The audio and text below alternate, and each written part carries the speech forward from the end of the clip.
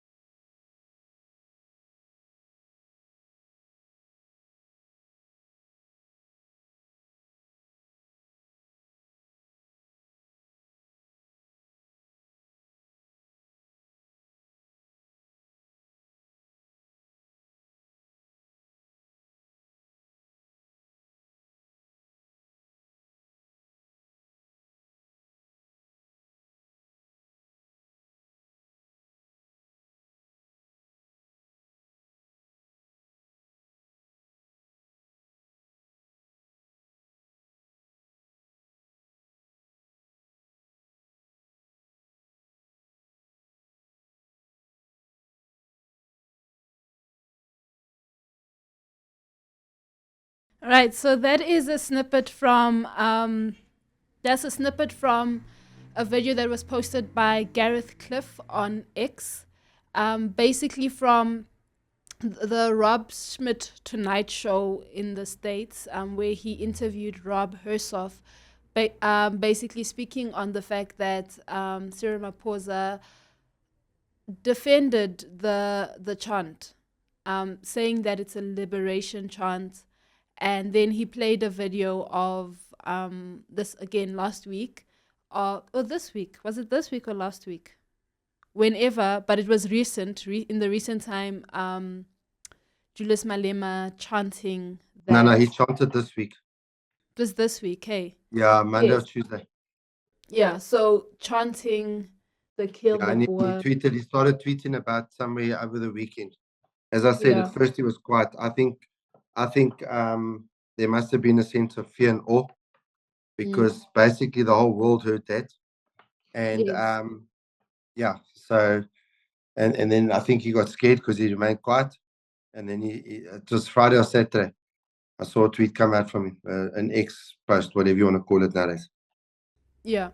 So that's obviously has caused a lot of debate online and all of this stuff, because I mean, from what I remember originally, this chant was not in English. Firstly, it was a chant that they didn't sing out in English.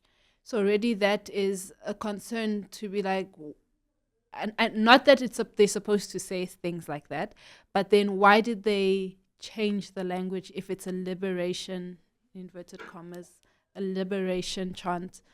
Well, there was actually more than one song. Yeah. First time I heard this song was the then ANC Youth League leader Peter Mokaba, and that was in the time leading up to the 1994 elections. You know, the first democratic elections. I remember him leading a meeting at the Polokwane Stadium, and you know, shouting that. And there was another slogan which came from the PAC and ZAPO organizations called "One Settler, One Bullet." So every white was a settler, and one settler, one bullet. And then obviously there's a famous Mashini Wami song from Jacob Zuma, which is also a so-called liberation song. And that one is fully in Zulu. But in there, he's talking about bring me my machine gun, we're gonna go shoot the boers, you know, and kill them and stuff like that. So that's what these songs are all about. Hmm. Yeah. So um let's now go into and look at this whole thing and stuff. So I have 5 questions that I'm going to ask, and obviously get your thoughts on the interview with Rob Hershoff, on the Rob Schmidt Tonight Show, and basically what people have basically been speaking about and things like that. So one of the questions that is being asked is, can a chant, so obviously we do understand there was a point, there was a time during apartheid where this chant was being sung and it made sense, but now we're in a different era. So why does it make sense?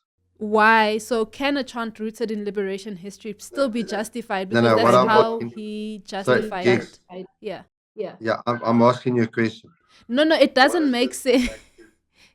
It Okay, doesn't so make sense. every person Whether that so every person that's oppressed is allowed to go and shoot the oppressor. no, obviously I'm a Christian. We love everyone. But people Yeah, that are but in the that's world, you see that's part of the narrative here that I want to disagree with. yeah. Uh, you know, the Bible is clear, and whether you're talking about this, you're talking about oppressors, or you're talking about abortion, thou shalt not kill. And I mean, the only exception is in a full-scale war. All right, and you know, at the end of the day, when the armed struggle of the ANC began, there was great division within the ANC about whether they should engage in an armed struggle. Chief Albert Lutuli was totally against it, and he got shafted by the likes of Nelson Mandela, you know, Govan Mbeki, Oliver Tambo. I'm trying to remember the other guy. I can't remember his name now. A famous guy. But the thing is, they usurped power from Albert Lutuli, as I think I explained the last time, in order to engage in the armed struggle. And so as bad as apartheid was, if you take, for example, just something that happened on the African continent, like the Rwandan genocide, it's nowhere near as bad as that. All right. Mm. The National Party did not kill black people. They killed opponents. Now, obviously, a lot of the opponents were black, but I think there's a list of about 700 names of people they killed in their time in power. And a number of them, like Joe Slovo, who was the leader of the South African Communist Party, his wife was killed, I think, by a letter bomb that was meant for Joe Slovo. So, the apartheid government did kill about 700 people. But even with them, as evil as they were, that was not something they publicized. It got publicized by other people who found out, if you get what I'm saying. This is now brazen and open. And the reality is, we also need to look at where it comes from. It comes from Karl Marx, and it comes from Vladimir Lenin.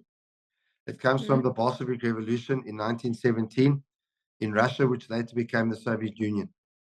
And so the issue is, are we Marxists? And that is the bottom line that everyone needs to start thinking about, because we need to get back to the core of what this issue is all about. Are we Marxists? You see, if you're Marxist, then killing people in a revolution is a noble act. If you're a Christian, killing your oppressor is evil. All right. Mm. Now, obviously, if you need to take up arms to fight for your family that's in imminent danger, or you're called up to the military, from a Christian perspective, you have a duty to defend your land. But that's about as far as it goes. When you're talking about revolution, and I know for many people what I'm saying is controversial, and I believe it's controversial to them because they've been indoctrinated by a Marxist mindset. Um, Rebellion and revolution is not an option.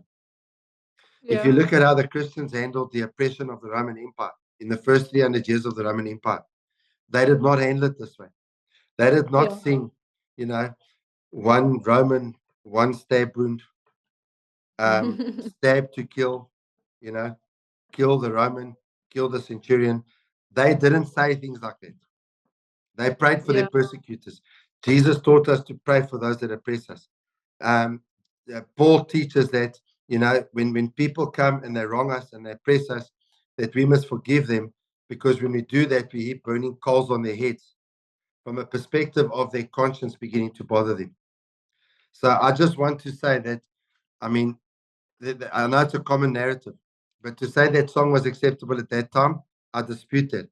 I dispute the things that were said by the supporters of apartheid, at that time too. So I just Yeah. wanted to put that on the record. So I guess that just answers the question and things like that, because his defense is that it was a liberation song.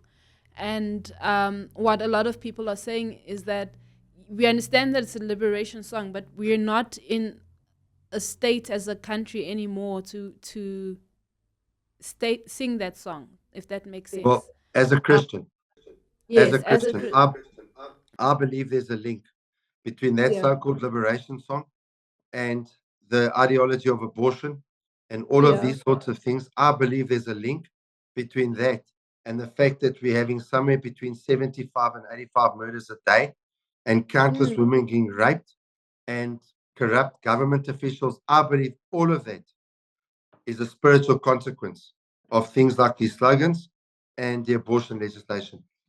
yeah. And I was actually about to say that, because um in the recent months, obviously it's been happening for a very long time, but in the recent months, like more and more on my feed on Instagram and stuff, it's all of this justice for this person because of the amount of women that have been dying in the countries, the murders. It's not just what's this sickly deaths or whatever. It's murders that have been happening over the past few weeks. You've just been hearing of all of these different murders that have been happening to women, to children,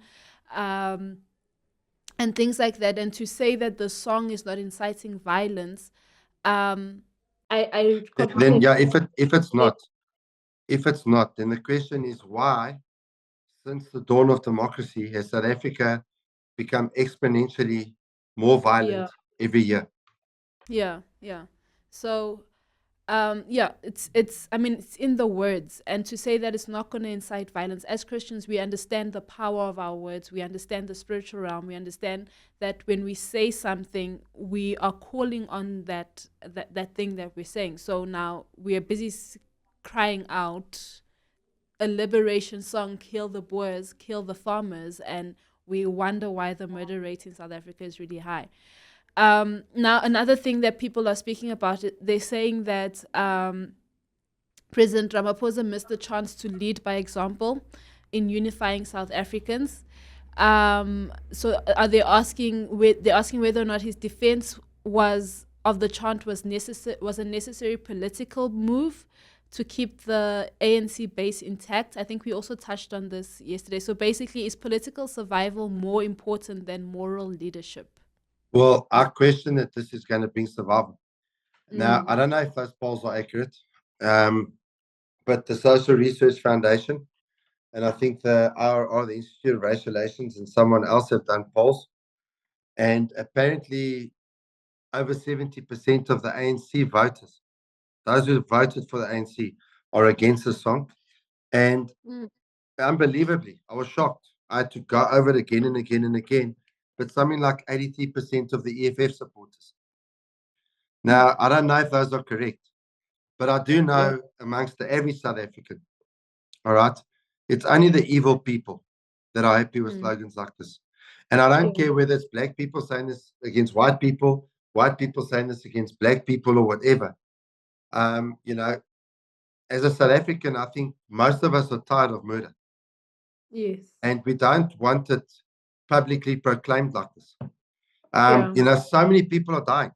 So many Mm. people are dying. You spoke about, and this is just the murders that have affected us. You know, Yeah. I mean, it's ridiculous. It's ridiculous how many times we have to contend with murders. And we're not even talking now about when we see bodies lying in the street. Yeah. Okay. I mean, yeah, the one night I'm driving with a car full of young people taken into to a youth church service on a Friday night. And there's a Mm. body lying by a game shop in the south of Johannesburg with that silver blanketing over because the guy was stabbed to death over an argument over a pool table. Now, in a Mm. society with violence where people will stab and kill someone else for a game of pool, my goodness, how can you allow a statement like this? Ramaphosa is going to answer, and you know, the chief rabbi made a video. I didn't agree with everything the chief rabbi said, but he said Ramaphosa is going to answer to God for this, and Malema is Mm. going to answer to God for this, and Jacob Zuma is going to, and I believe they're going to answer to God. All Yeah. right. They've got to look at, they're the political leadership of the country. Why are so many people dying? Why are so many Mm. people being murdered? And Mm. please don't tell me it's poverty, because we've got probably the highest murder rate in Africa. People being violently killed probably is more of them in South Africa than African countries that are at war. Yeah, no, that's true. That is very true. And I think we did do a show about that where we actually looked at the numbers. We looked at the fact that there's war happening. It was a show when the war started in Ukraine and between Ukraine and Russia, and we looked at how many people died in that war compared to the people that had died in a year in what's this in South Africa. No, no, it wasn't a year. I think it was a month. We looked at a Yeah, month but in over the same period, there yes, more people died of gunshot or knives or whatever murder than in that literally. war. Concerned about there. Now, obviously, a lot of now the same as the ANC. You know, when the ANC talks about the oppression that happened under apartheid, they start from something that's true. You know, Mm. and any person who might be listening that's not that lives in Joburg or that lives in South Africa, please go visit the Apartheid Museum near Goldreef City. If you're listening to the show and you live somewhere else, if you ever come to South Africa, go to the Apartheid Museum near Goldreef City.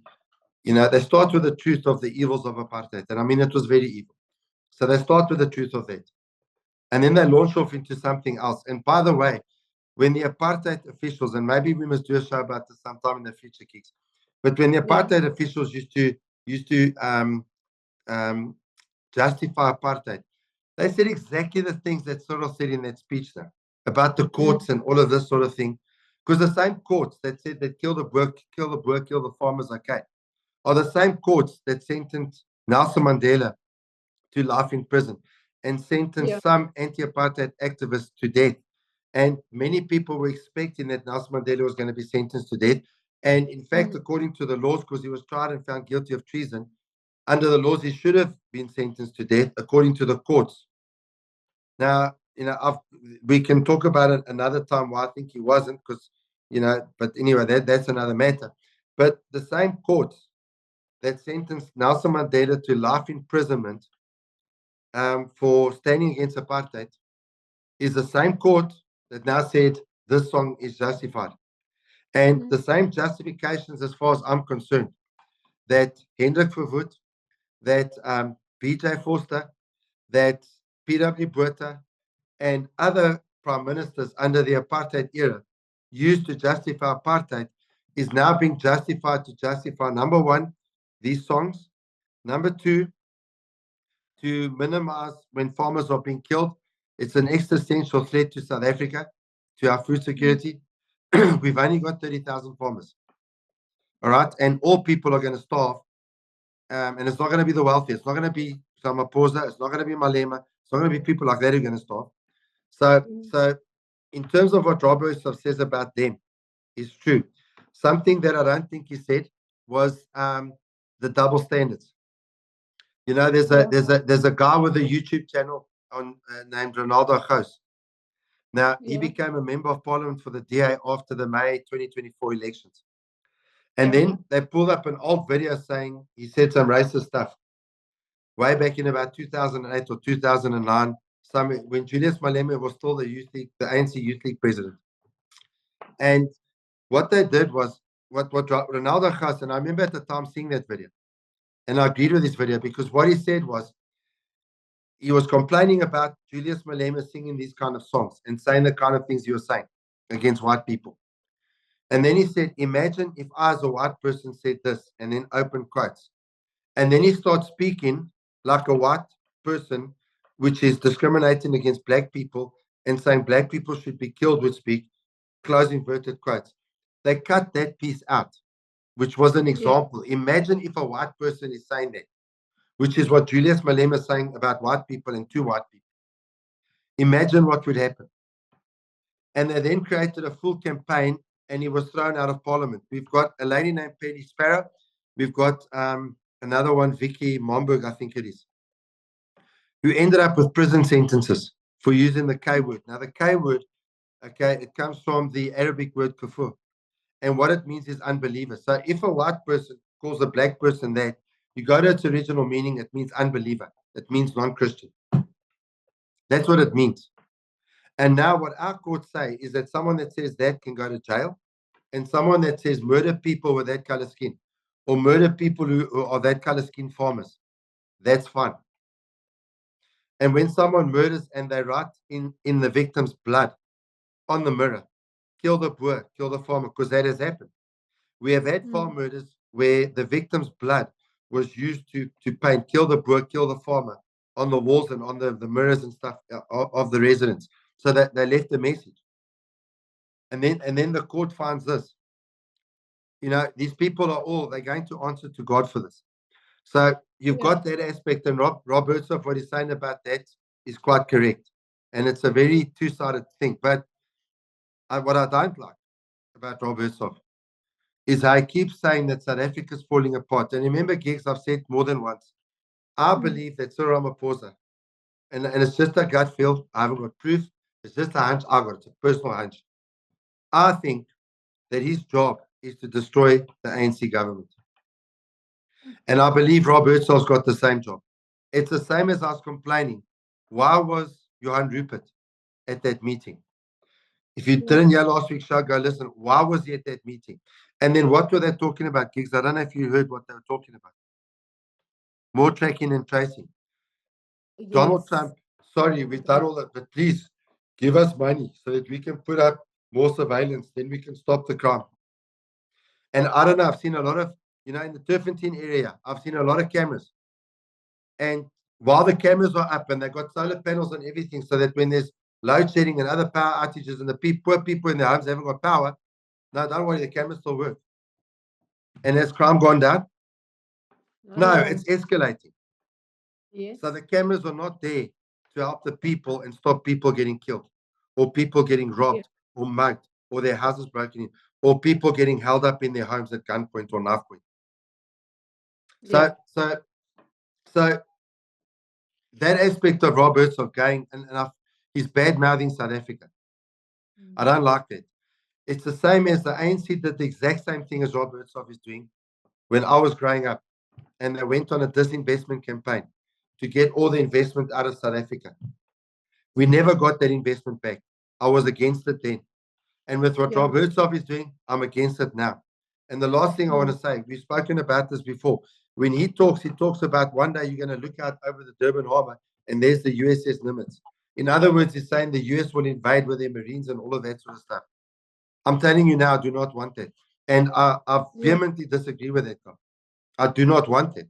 I would rather have my Julius and my soul, okay, because they're mine. They're fellow South Africans. I'd rather have them. I'd rather have my fellow John Steenhuisen. I'll even be happy to shout at my Johan Rupert because he's Yeah. mine. I don't like what they do. I don't like what they say, but they're mine. The Americans are not mine. I don't want them to come and invade you. Yeah. I don't know if that summarizes my view in a short Yeah. enough time. This has been a very, very, very passionate show, and would Well, really, do I you think this now is one of. before you end the show, you must give your Yes. view now about what I've said. No, I totally I'm putting you agree. on the Like, spot. The spotlight's on gigs. so I totally agree with the whole point of um we're trying to defend something that is undefendable. The chant is inciting violence, whether we like it or not, whether it was sung for liberation or not. It is a chant that incites violence. And I think the fact that Julius Malema, after the yes, he was silent for a bit, a few days and whatever, but now went on live television and they chanted this as well, is basically a claim to be like, you guys can't touch me, and there's nothing that you guys can do about this and stuff, which is a big problem because it is causing, I wouldn't really say division in South Africa, because I really believe that there's a lot of people who are against that that chant, like you mentioned. I know with the people that I've spoken to, black, white, have all spoken about the fact that it's they don't agree with the chant and stuff, but I don't. I also stand on the whole thing of I don't agree. So firstly, I don't agree how Cyril Ramaphosa came back to South Africa and he's speaking his mind, but he couldn't really speak his mind when they were in the White House. He's the White House. Do you understand? Yeah. So it's kind of giving. He didn't put his foot down the way he's putting his foot down now, and it makes us look weak as a nation because our president can't speak his mind except for when he's in South Africa and things like that. But gigs, can I just ask you, how bad did we look? No, we did. We looked really bad. We I looked mean, even in other parts of Africa, I'm sure we looked terrible. yeah. So So now so that imagine if Cyril Ramaphosa had said that in the White House. do you understand? I mean, it would have caused a lot of controversy, but it would have opened up a conversation, and things like that. But now he's speaking after the fact, and now But you see, can I adds just say, more, it gigs, adds more. Yeah. can I just say, sorry, that's how the Marxists and the Muslims are. You have an Yes. agreement with them, and they don't keep to it. Yes. Sorry, Yes. carry on. So it basically adds basis to that whole thing of you believe that Cyril Ramaphosa was put there to, make the ANC look bad and all of this stuff. So I don't agree with that. I don't agree with the whole thing of Rob Hersoff slating South Africa the way that he's slating South Africa as well. I think the nation is unified at most. Most of the nation is unified, and things like that. We all tired of the murders, the murder rates in South Africa.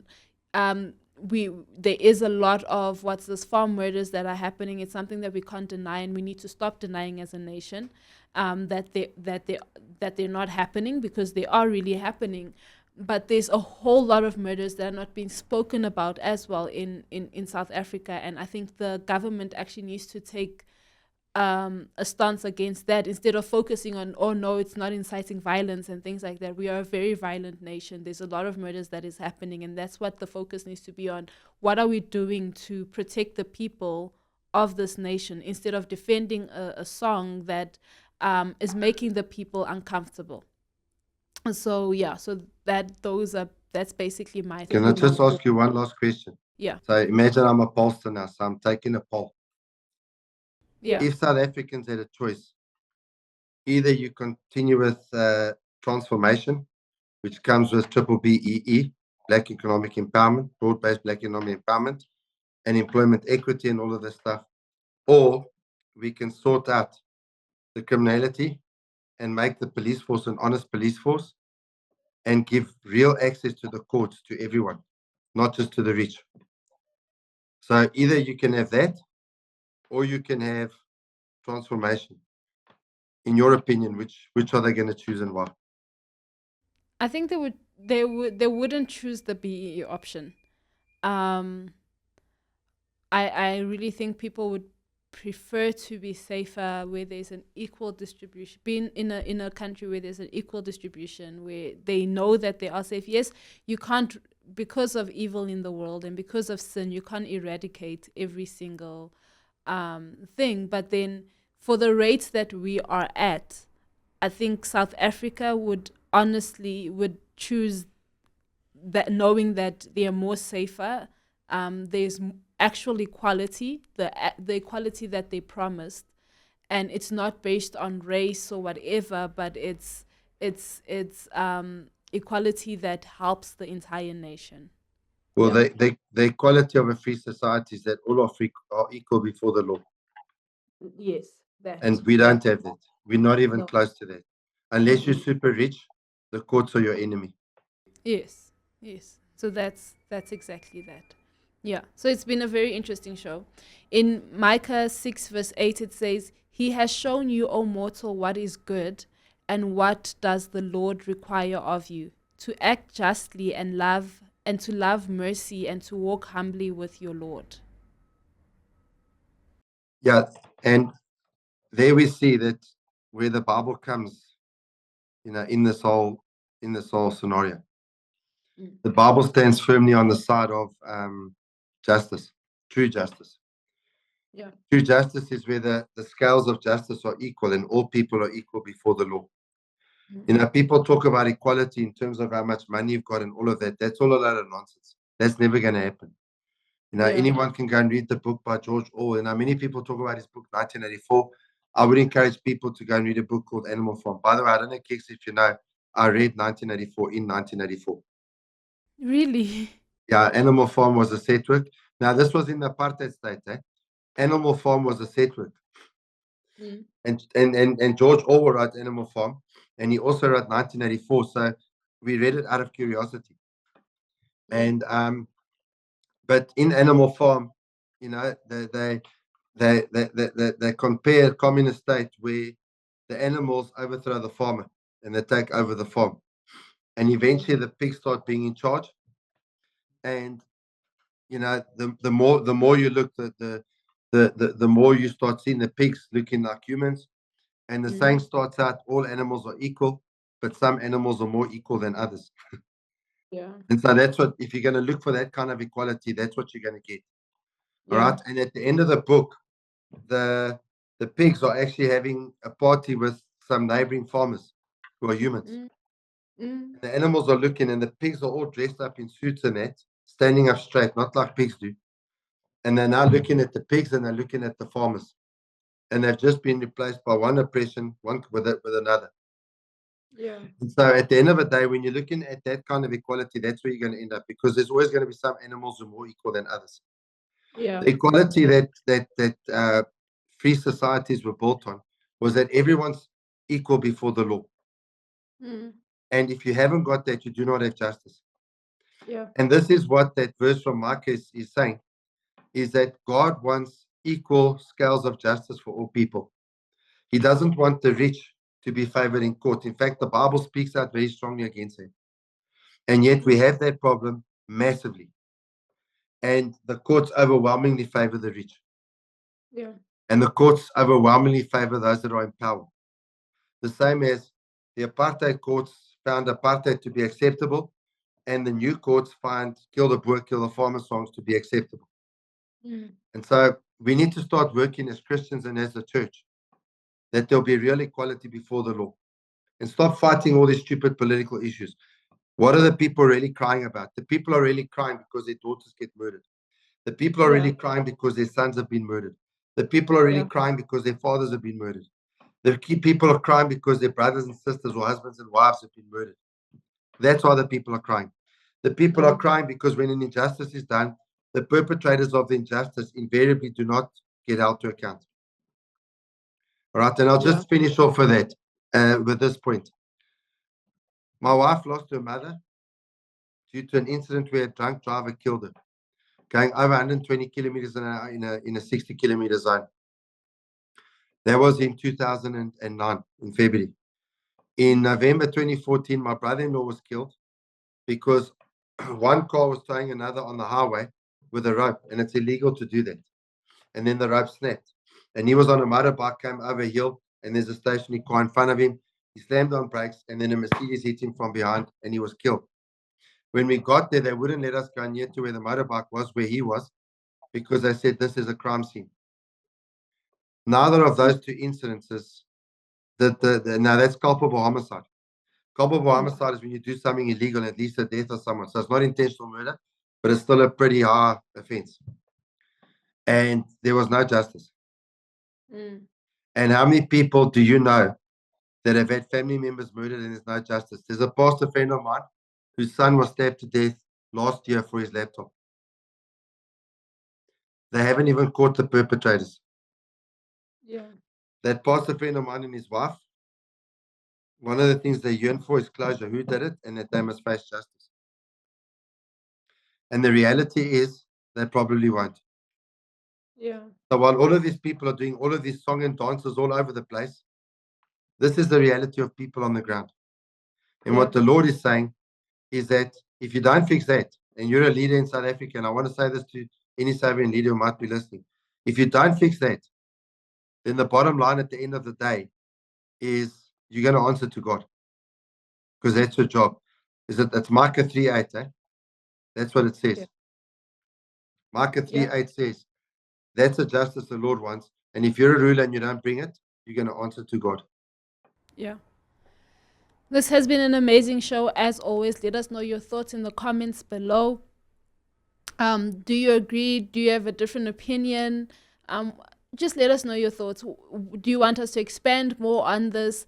It has been a very, very, very interesting show right here on the political show on Active FM, where radio has never been better, and Christ politics is But politics. hot politics.